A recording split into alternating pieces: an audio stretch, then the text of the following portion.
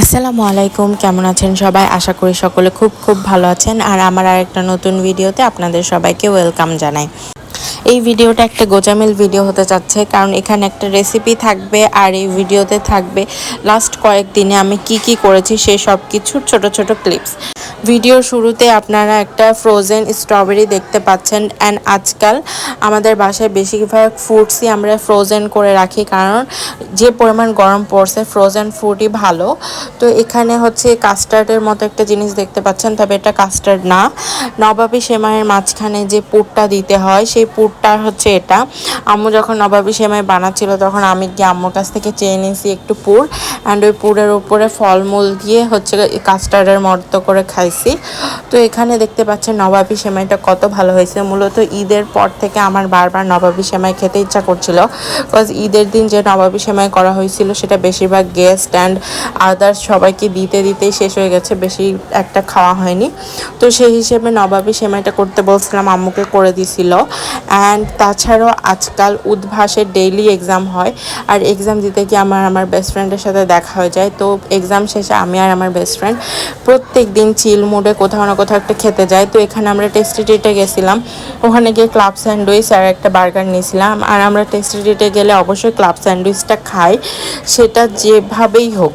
তো club sandwich তো আমাদের খুবই মজা লাগে। অ্যান্ড ওখানে এগুলো খাওয়ার পরেও আমার ফ্রেন্ডের নাকি পেট ভরেনি, ও সেদিন খুবই পরোটা খেতে ইচ্ছা করছিল। তো ও আমাকে নিউ মার্কেটের মধ্যে একটা দোকানে পরোটা খাওয়াতে নিয়ে গেছিলো। অ্যান্ড তারপরের দিন নেক্সট দিন আমরা আবার সিপিসিতে গেছিলাম, ওখানে গিয়ে সসেসটার হচ্ছে চিকেন ফ্রাই খাইছি, খুবই মজা লাগছে। সিপিসির সব কিছুই আমার ভালো লাগে। অ্যান্ড আমরা সকাল সকাল এক্সাম দিয়ে নিই উদ্ভাসে, কারণ সকালে এক্সাম দিয়ে দিলে সারাদিন অনেক টাইম থাকে পড়ার জন্য।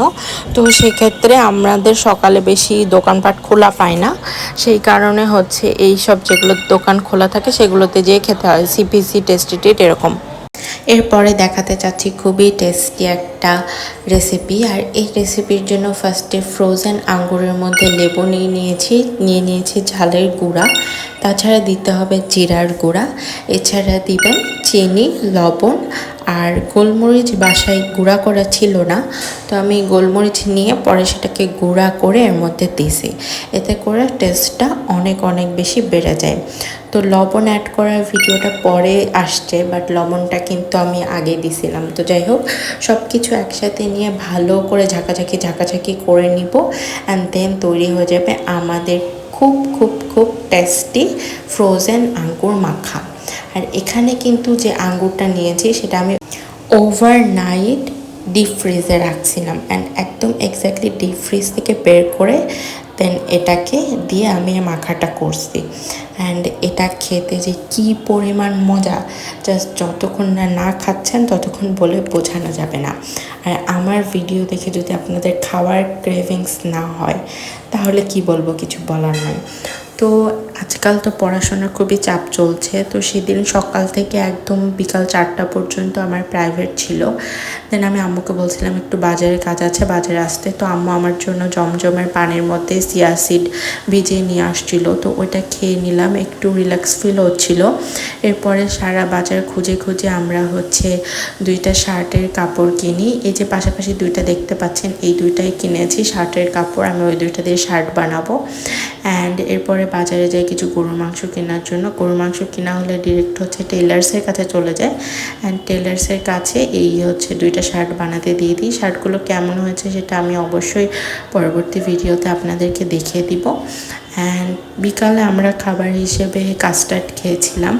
বারবার সব ভিডিওতে আমি কাস্টার্ড খাই, তাই না?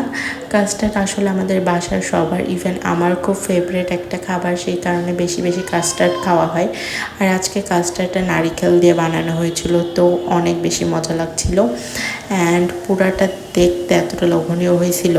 তো এই ছিল আজকে আমার সম্পূর্ণ ভিডিও দেখার জন্য অনেক অনেক ধন্যবাদ। আমার ভিডিওগুলো ভালো লাগলে আমার পাশে থাকবেন, চ্যানেলটা সাবস্ক্রাইব করে রাখবেন। আজকে এই পর্যন্তই, আল্লাহ হাফেজ সবাই।